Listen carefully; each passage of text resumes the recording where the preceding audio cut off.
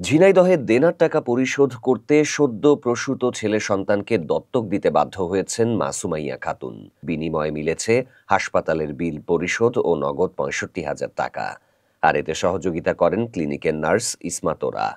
বিষয়টি জানাজানি হলে বুধবার ১ অক্টোবর ২০২৫ সাল বিকেলে পিয়ারলেস প্রাইভেট হাসপাতাল মহেশপুর উপজেলা নির্বাহী কর্মকর্তা খাদিজা আক্তারের নেতৃত্বে ভ্রাম্যমাণ আদালত অভিযান চালায়।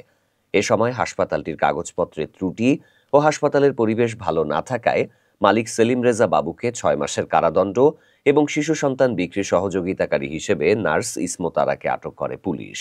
আমরা এই বিষয়টা এখন ওসির সাথে কথা বলে যেভাবে হোক বাচ্চাটা ফিরিয়ে আনার ব্যবস্থা করতেছি।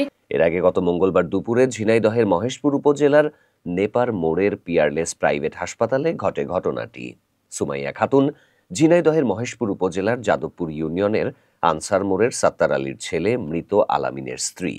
সুমাইয়া পরিবারের সদস্যরা জানান, ৪ মাসের গর্ভবতী থাকা অবস্থায় হৃদরোগে আক্রান্ত হয়ে সুমাইয়া খাতুনের স্বামী আলামিন মারা যায়। এরপর থেকে সুমাইয়ার জীবনে নেমে আসে চরম সংকট।